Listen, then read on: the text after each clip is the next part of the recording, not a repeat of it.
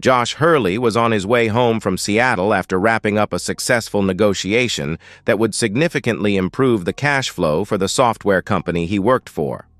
On top of that, he had the opportunity to see his younger sister, Lisa, who had come up from Tacoma, where she attended the University of Washington. They had a good dinner at the Hilton Garden Inn and spent a couple of hours catching up. It had been a few years since he had seen her, and he enjoyed the time they spent together. Now, he was looking forward to seeing Donna, his wife of nearly 5 years. He hated being away from her, but unfortunately, that was just the nature of his job. What he was really looking forward to was their 5-year wedding anniversary, which was on Friday, the day after tomorrow. Unknown to her, he had already made a reservation at a local resort hotel for the weekend and had ordered a blue sapphire sunburst necklace he intended to give her at the hotel. His plan was to pick it up from the jewelry shop the next afternoon. Right now, though, he wondered where she could be. He called her cell phone before he boarded the flight, but it went straight to voicemail. He also tried calling the house, but that too went to voicemail. Perhaps she's just out shopping with one of her friends, he thought. He thought about Donna and how much he missed her. Standing at just under 5.5 feet, she had long, wavy dark hair, hazel eyes, and a dark complexion that looked like a permanent suntan. She was a terrific lover. The only complaint he had was her insane jealousy. She was normally one of the sweetest women he had ever known, but he hated it when she made her false accusations. He loved her too much to ever cheat on her, and went out of his way to make sure she realized that. Still, it had gotten so bad that he couldn't even have a business meeting with a female colleague without Donna thinking they were having an affair. He thought he had finally nipped it in the bud when he challenged her to hire a private investigator and have him watched. Maybe, he thought, once she had proof of his fidelity, she would back off and realize her fears were unfounded. He was getting more than a little fed up with her jealousy and false accusations. It's not that he didn't have secrets from her. He did, and her constant harping on his so-called infidelity threatened to bring one of those secrets to light, in a very ugly way. He felt his heart rate increase as he thought about her constant harping on the subject. He took a few deep breaths as he had been taught, but to no avail. He felt his face start to burn and knew he had to get himself under control, quickly. He reached into his pocket and pulled out a small packet of pills. He took one and began to relax after a few minutes, his heartbeat returning to normal.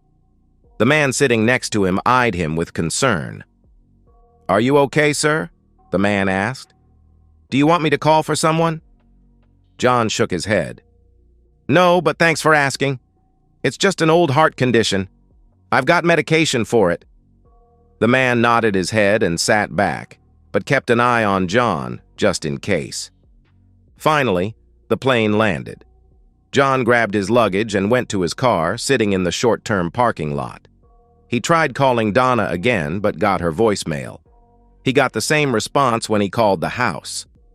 Where the hell was she? He asked himself. He started the car and drove home. When he finally pulled into his garage, he noticed Donna's car was gone. He thought it odd that she wouldn't be home since it was about 6:30 p.m. Normally, she was home from work by 5:30 or so. Maybe she had decided to go out with some of her friends from work for a drink, he thought. It didn't happen often, and he never begrudged her that bit of time to blow off steam.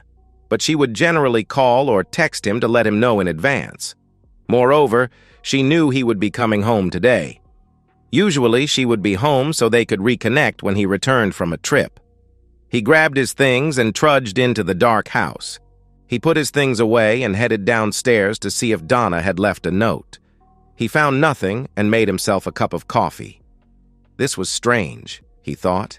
She always let him know when she would be out for a bit, so why was there no note? He pondered this as he sipped on his coffee. Suddenly, his phone rang. He saw it was from Donna, so he answered. "Donna? Where are you?" "I'm sorry, John. I was getting ready for tonight and I didn't realize you had called until just a few minutes ago." "What were you getting ready for?" John asked. "It's a little surprise. Some friends and I wanted to surprise you when you got home tonight. Why don't you come on over so we can celebrate?" "Sure. Where are you?" She gave him an address and he wrote it down. "What is this anyway? Is it a club or a restaurant or something?" John asked. "An old friend of mine has a private club at his house, and we decided to put something together for you. Kinda like a combination welcome home and anniversary party." "That sounds like fun," John said. Donna laughed at that. "Yes, I promise it'll be a lot of fun. Wear something casual, okay?" "Okay. I'll see you soon," John answered.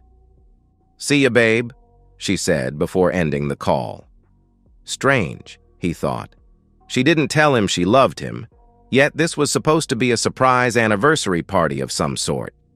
Still, there was something about the way she spoke that made him wonder what was going on. He went upstairs, showered, shaved, and dressed in blue jeans and a polo shirt. He looked the address up on MapQuest and saw that it was in a fairly rough area of town. Who did she know that lived out there, he wondered. He knew most of the people in the insurance office where she worked and didn't think any of them lived out there. So who was this friend? He knew she once ran with a group of fairly rough types when she was younger, but thought she had outgrown them. He locked up, got in his car, and punched the address in his Garmin Smart Drive. He backed out and followed the GPS device to the address, but he was a bit shocked when he reached the destination. A medium-sized house sat in the middle of a lot that was surrounded by a chain-link fence. He noticed the pickups and motorcycles parked around the place and started to get a bit concerned since he didn't recognize any of the vehicles. He pulled in, parked, and went to the front door. A large man wearing a t-shirt and jeans opened when he knocked on the door. John noticed the beer in his hand and heard rock music coming from inside. "Yeah?" the man asked. "I'm John Hurley, and my wife Donna asked me to meet her here. I hope I have the right address."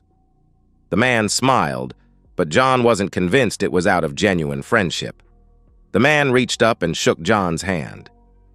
"You must be Donna's old man. You can call me T-Bone. We've been expecting you. Come on in." John walked in and looked around to see several other large men in the front room. "Hey, everyone. The man of the hour is finally here," T-Bone said. The other men nodded and smiled at John. They may have been smiling, but John didn't feel any real friendship here. "Where's Donna?" John asked. "Oh, she's downstairs getting ready for the main event," T-Bone said, causing the others to chuckle. "Want a beer?" "Yeah, sure," John said. One of the others handed John a bottle of cold beer. "Thanks," John said. He opened it and took a tentative sip. "So what is this main event?" he asked T-Bone. "That's the surprise.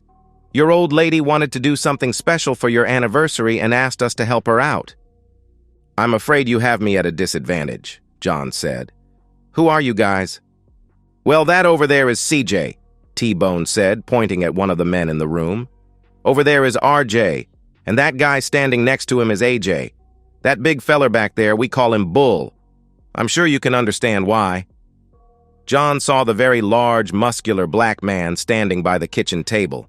All of them looked to be mean as snakes, and John saw the large knife sheathed in a scabbard on RJ's hip. "Yeah, and you're all Donna's friends?" John asked.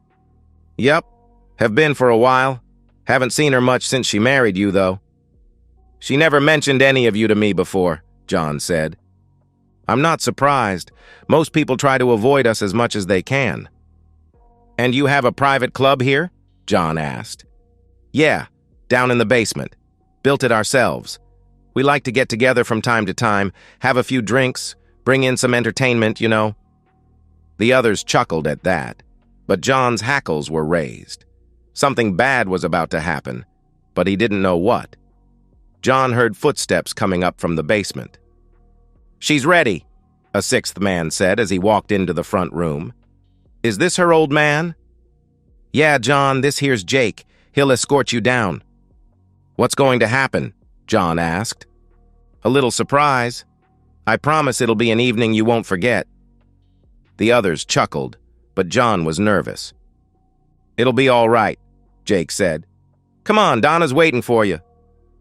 John walked over to Jake, who led him downstairs. "Happy anniversary," T-Bone said as John began his descent. When he got downstairs, he saw a small bar in one corner of the basement and a well-lit raised area that occupied one end of the room. A curtain was hung across the end of the area, which he realized was probably a stage.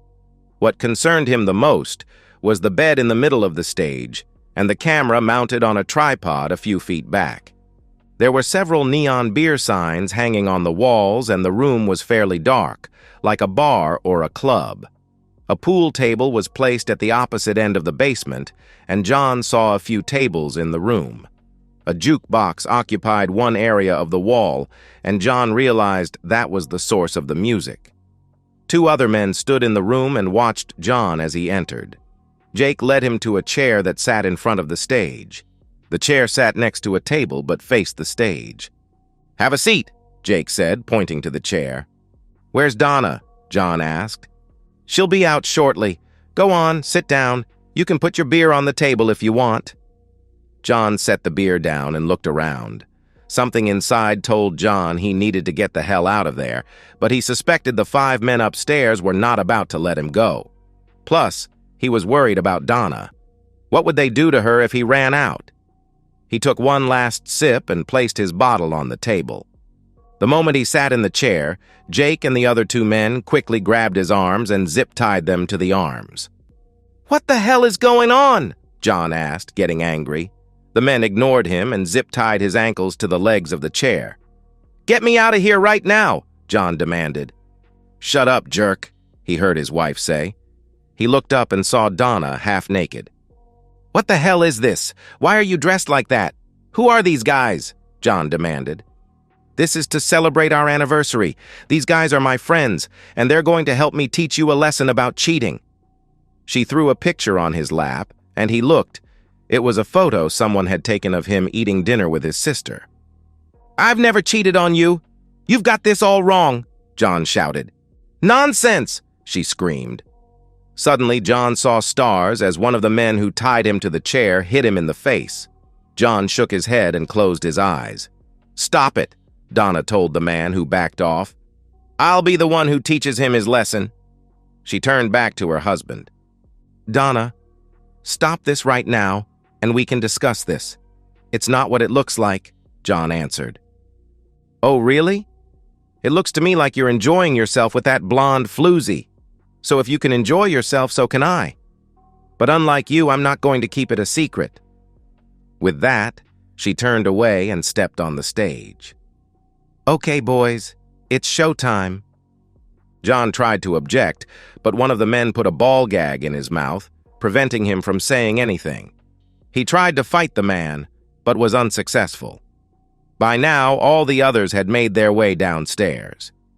T-Bone stood next to him and whispered in his ear. "Nothing personal, but Donna's an old friend, so we decided to help her teach you a lesson. Now sit and enjoy the show.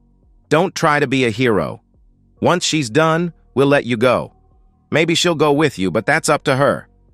John tried to say something, but the gag in his mouth prevented it. "Just relax. Take your medicine like a man." He stood back up and nodded at CJ, who stood by the jukebox. CJ pressed a button and a song began playing. As the music began, Donna started dancing and performing for them. "You like this, lover boy?" she sneered at John. "Did your little blonde cheating woman do this for you? Huh?" She danced a bit more. "I really hope you like this, lover boy, because you're never going to touch me ever again.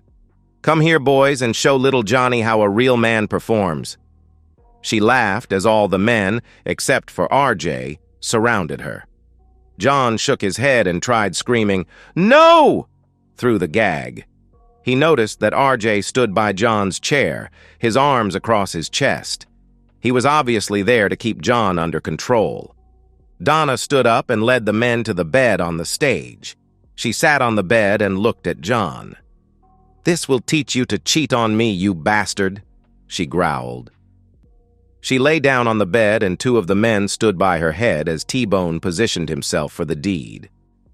John, however, wasn't turned on by the action taking place on the stage, just the opposite. He tried to control himself with the breathing exercises he had been taught in his martial arts training, but felt the rage beginning to build up inside him. She was right about one thing. He would never touch her again. He thought the degradation was over when he saw Donna get up on her knees, but he was wrong. She looked at him and laughed. "Don't worry, honey. We're just getting warmed up, aren't we, boys?" The men laughed at that. John looked up at RJ, who was smiling as he watched the show. John wondered why he wasn't participating. RJ looked down at him, frowned, and took John's head in his hands. "Watch them, not me," he growled as he forced John to look at the stage. John felt the rage continuing to build inside him. "Just so you know, I'll probably get pregnant tonight," she said with a smirk. "I've been off my pills for the last few weeks. Don't worry, I use a diaphragm whenever you have been with me, so you don't have to worry about it being yours. But you will raise this child as yours." John shook his head, his anger blurring his vision. "You're probably wondering why RJ hasn't been with me, aren't you?" she asked. John nodded his head. "You see, RJ is gay. He prefers boys over girls. And after tonight, you will too." They all laughed as John felt his face get red hot. For the second time in his entire life, John snapped. The next thing he knew, he was standing in the middle of a pile of bodies on the floor. RJ was screaming in pain, his left hand pinned to the table by a knife buried to the hilt. He felt the pain in his arms and legs and saw blood dripping from where the zip ties had secured him to the chair. Looking up, he saw Donna, wide-eyed and trembling. "Please don't hurt me," she begged. "I'm not going to hurt you," John said, shaking his head. Keeping his eye on her, John pulled his phone out of his pants pocket and dialed 911. When he finished, he put his phone away and looked at her. "You stupid cheating woman," he growled. "John, I've got you dead to rights. You cheated on me with that blonde cheating woman. I was just getting even with you." "So you got a private investigator to follow me in Seattle, is that right?" he asked. "Yes, and I got that photo." "Did you bother to read the report that came with it?" John asked. She shook her head. "No, all I did was look at the photo," she replied. "That was my sister, you ignorant woman. The last time we saw her was at our wedding. She's a senior at the University of Washington. She came up to visit me in Seattle and we had dinner. That's all, just dinner. So you saw the picture and didn't even ask me about it. You just made an assumption, like you always do. Well, guess what, you stupid woman? You're right about one thing. I'm never touching you again. I'll see you in jail and then I'm divorcing you. We're finished." "No, John, please don't do that," she begged, walking toward him. "Stay away from me," John said. "John, please, I made a mistake. That's all." "Yeah, you made a mistake, all right. And you're going to pay for that mistake big time." By then, the police had arrived and several officers came downstairs after breaking the front door down. They each had their guns drawn and looked around at the carnage. They quickly moved through the basement, checking each of the men. One officer pulled the knife out of RJ's hand and watched as he slumped to the floor. A sergeant approached John. "Did you do all this?" he asked. Shaking, John nodded his head. "Why?" the sergeant asked. "Look at the video and you'll know why," John said, pointing at the camera. "Check out that video," the sergeant told one of the officers.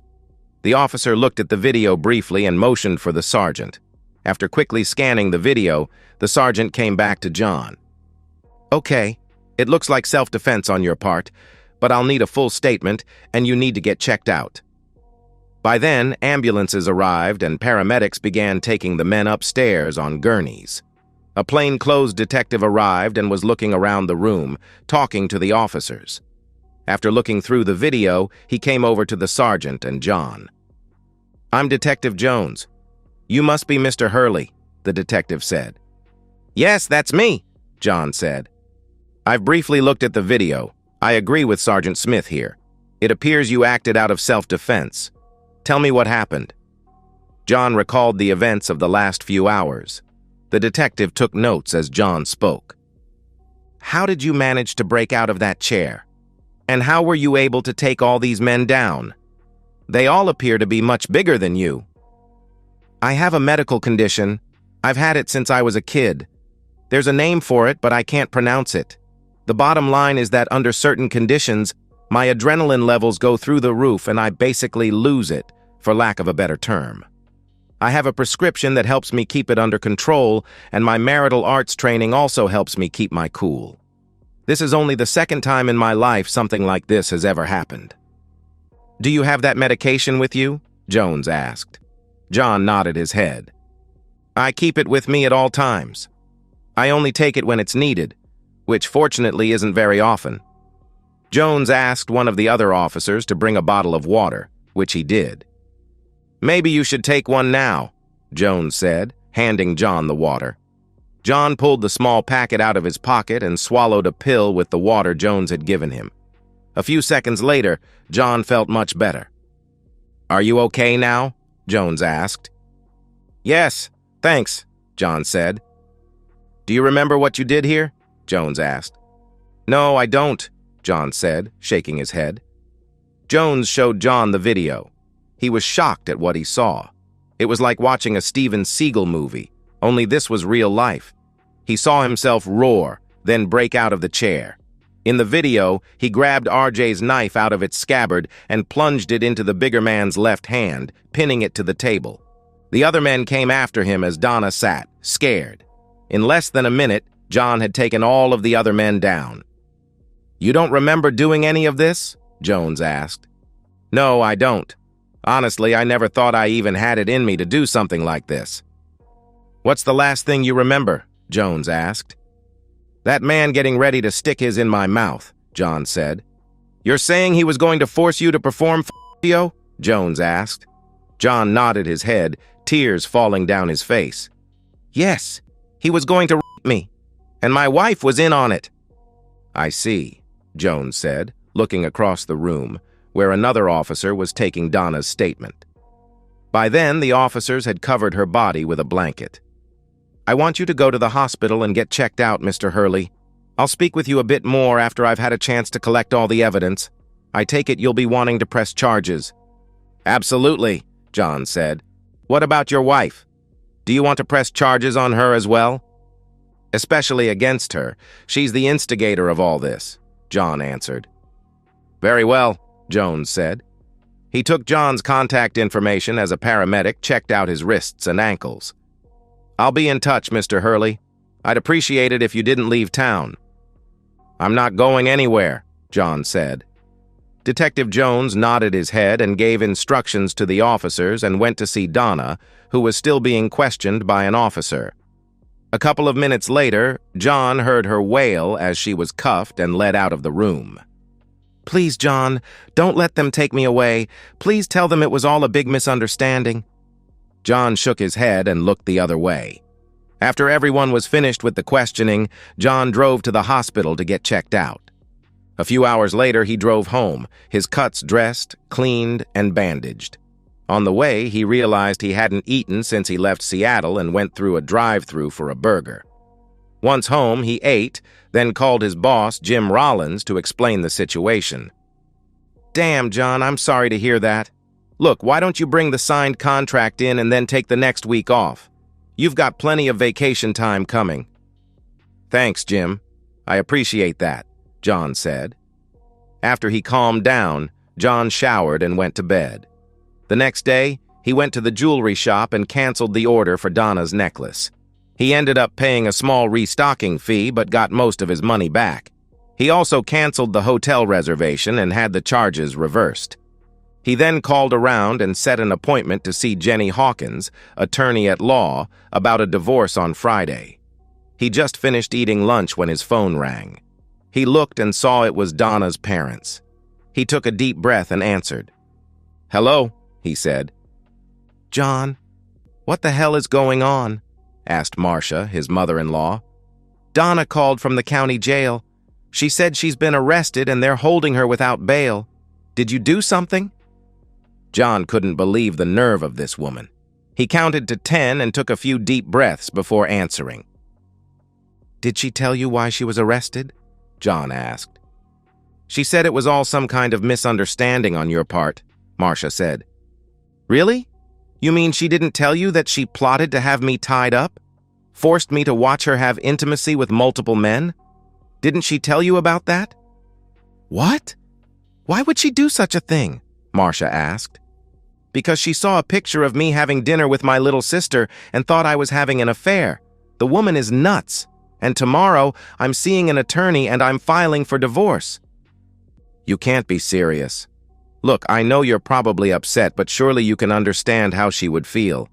What would you do if you saw a picture of her eating lunch with a man? I would ask her about it, John said. I wouldn't fly off the handle the way she did. Look, Marcia, you have no idea what your daughter did, and there's no way in hell I can overlook it. I've been dealing with her insane jealousy since we got married. I'm tired of it. It ends now. With that, he ended the call. When she called back, he sent the call straight to voicemail. Curious, he went into the second bedroom, where he and Donna had their home computers set up. He sat down at her computer and fired it up. He already knew her passwords, so he got into her desktop easily. He opened her email client and was shocked at what he saw. He found an email from something called Jenkins Investigations and opened it up. Attached to the email was a document and a photo. The photo was of him and his sister eating dinner, the same one she threw in his face earlier. The report stated that target John Hurley, meaning him, had eaten dinner with what appeared to be a much younger woman. The report went on to say that after dinner, the woman left the hotel and Hurley went to his room. There was more. The report clearly stated that the woman was Lisa Hurley, a senior attending the University of Washington, and according to public records, was John's youngest sister. At no time was Hurley with a woman for the purposes of illicit intimacy, and at no time during our observation did Hurley ever engage in any inappropriate behavior with anyone, male or female, the report concluded. If Donna had bothered to read the report, she would have known he was innocent of cheating on her. But as usual, she simply saw the photo and came to her own false conclusion. He printed that out and kept digging. He saw emails from her to something called the Dash website, in which she falsely claimed that her husband was cheating on her and she wanted revenge. He saw emails from the site and read the thread that followed. As he read, he felt his blood pressure begin to rise. What happened to him last night was carefully scripted, and he realized she intentionally planned to have him raped. He printed off the emails and kept digging. He checked her browser history and found that she had visited several sites similar to the one she contacted. Looking at the site she reached out to, he saw several sample videos where other men, presumably husbands, had been tied down and forced to watch their wives with several men, all the while putting them down. He instantly recognized the men in the videos: T-Bone, CJ, AJ, Jake, RJ, Bull, and the other two men whose names he never heard mentioned. What shocked him even more was that the videos on the site were available to anyone who paid a premium fee. John wasn't stupid. He had seen online adult videos before and knew there had to be a release form filled out giving site owners permission to publish the videos. He was never given that opportunity and wondered if the other men had signed such a form. He picked up his phone and called Detective Jones. "Jones," the detective said when he answered. "Detective, this is John Hurley. I have some information here you may find interesting. Can you come to my house?" "Sure. Let me finish what I'm doing and I'll be right over." "Thanks," John said before ending the call. As he waited for Jones, he performed a Hoy's search to see if he could tell who owned the site. The registration was done in a way to keep the owner's name private, but he knew that a law enforcement agency could subpoena the record. He also knew which company hosted the site. He printed that out for Jones. About a half hour later, Jones rang the doorbell. "Thanks for coming, Detective," John said, opening the door. "You have something for me?" "Yes, in my computer room." Jones followed him upstairs and looked over the printouts John gave him. "That corroborates what we found at the house. From what we saw, they've done this to a number of men." "What about release forms?" John asked. We found release forms signed by the wives. Even your wife signed a release form. We're still going through everything, though." "So she knew this was going on the internet?" John asked. "Looks that way," Jones said. "But what about the husbands?" John asked. "I don't recall seeing anything like that, but like I said, we're still going through all the evidence. Look, I'm going to have to confiscate your wife's computer for evidence." "Go ahead. I'd like to keep these printouts for my attorney, though. The files are still there in her email." Jones nodded his head after giving it a bit of thought. "Sure, but don't destroy them," he said. After Jones left with Donna's computer, John sat at his machine and had a brainstorm. He began searching some of the adult video sites and found several fairly lengthy videos produced by the site. He scanned through them and saw that in each one, the husband was treated much as he was, while the wife took on all of the other men, except for RJ. He looked back through the email thread he printed from Donna's computer and read it carefully. There it was, in black and white. "Just so you know," T-Bone wrote, "we usually end the session with some intimacy involving the husband. Are you okay with that?" "Oh, definitely," Donna wrote back. "How far does it go?" "As far as you want, so long as your husband agrees to it," T-Bone said. "I'd like to see him destroyed in the back," Donna wrote. "Can you do that?" "Sure, but he has to agree." "Don't worry about that. I'll make him agree." The cheating woman, John thought. He felt his blood pressure begin to rise and stepped back from the computer, taking deep breaths. Unfortunately, that wasn't working, so he took another pill and went downstairs. He couldn't stand to be exposed to any more of this. The next day, he went to see Jenny about a divorce. He made a copy of Donna's emails and took them with him. One copy would be for Jenny, and the other he would present to Donna's parents. He arrived at the office a few minutes early and was escorted right in. After the introductions, he explained his situation to Jenny and showed her the email thread between Donna and T-Bone. Jenny listened without interruption, making notes as he spoke. She read the email thread and shook her head. "You know, I thought I had seen it all. Fortunately for you, this state allows for divorce on the grounds of adultery, cruelty, and abuse. I think this covers all three of those situations. You say she was arrested and is being held without bail?" "Yes," John said. Jenny turned to her computer and nodded her head a few moments later. "I see here that she was arraigned yesterday and was slapped with a whole slew of charges: spousal abuse, sexual assault, conspiracy to commit rape, fraud, and illegal imprisonment for starters. Apparently, the judge felt she was dangerous enough to keep in custody. It also looks like her accomplices are also being held on multiple charges, very much like hers. And you say these men operate a website that posts this trash to the internet for money?" "Yes. I found a few of their videos and they're all pretty much the same thing." "Did they explain this to you before they tied you down?" Jenny asked. "No," John said. "Did they have you sign a release form?" she asked. "Again, no. They made it sound like it was some kind of an anniversary party or surprise. They never said anything about the intimacy or selling videos on the internet." "Well, I think we not only have a solid case against your wife, but we have a case against the men who did this to you as well as the hosting provider," she said. As John watched, Jenny did a few more things on her computer before saying anything further. "Do you know if they offered your wife any royalties for this video?" she asked. "No, I haven't seen anything like that," John said. "It looks like that website gets a lot of traffic. I'll bet they make a ton of money off this filth. Okay, here's what I'd like to do. I'll write up the divorce papers asking for 90% of everything. On top of that, we'll ask for the house and everything we can get our hands on.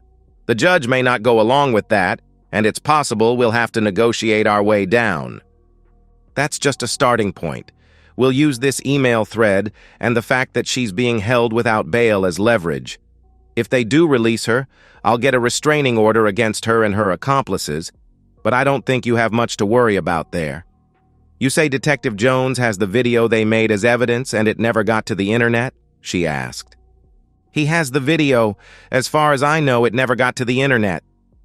But it would have gotten to the web, she said. Oh yes, he told her. She nodded her head. Okay, I'll get with him about that video. We'll have her served, and if you want, I'll file a civil claim against the website owners and the hosting provider. Yes, that would be good, John said. She looked at him before continuing. Do yourself a favor. Don't visit your wife. Stay as far away from her as possible. Don't even think about what she did. Let me and the authorities deal with it. From what you told me, you'd be better off not even thinking about her. If you want, I can set you up with a therapist to help you deal with this. Would that be all right? John nodded his head. Yeah, I've tried everything I know, but it just doesn't seem to be enough. Normally, the breathing and the medication keep me under control, but I've never had to deal with anything like this. I understand, Jenny said. She handed him a card. I'll give her a call right now if you want. Please, John said. She picked up her phone, called, and made an appointment for him. When she finished, she smiled and looked at John. Dr. Sykes said she can see you this afternoon at 4 p.m. Will that work for you? John looked at his watch, then nodded his head. That'll work. Thanks, John said. Good. Here's some things you need to take care of right away, she added, handing him a sheet of paper with a list of things he needed to get done. Most of it involved the bank, so he decided to take care of that after his appointment with Jenny. I'll take care of this right away, he said. Terrific. Listen, I know this has been rough on you, so I want you to rest, relax, and let us take care of things, you understand? I do, he said. Good. Don't worry, John. This will all work out, and you can move ahead with your life. He thanked her and left after leaving a healthy retainer.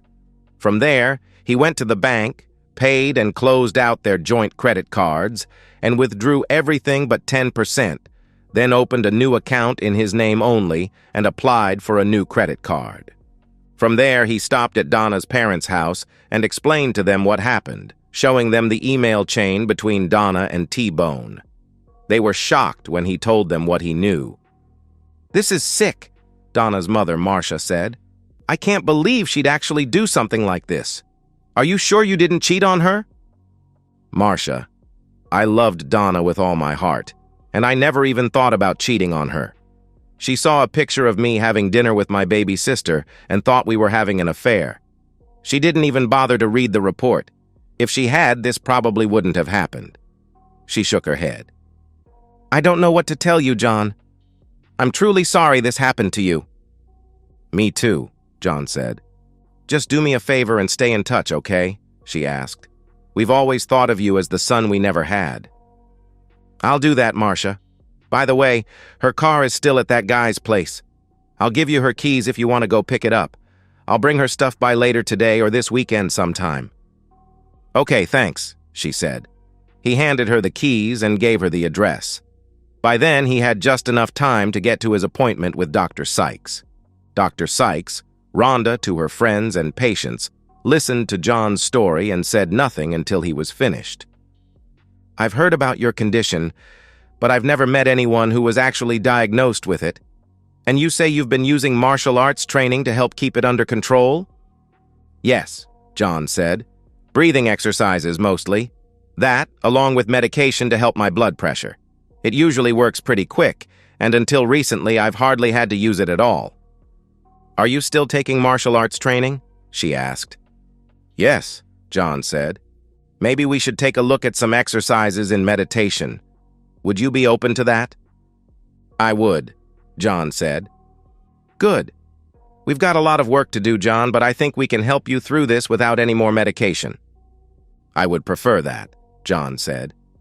He left and went back home, where he bagged up Donna's things, including all their wedding photos and her wedding dress. He looked around and boxed up some trinkets she had collected over the years.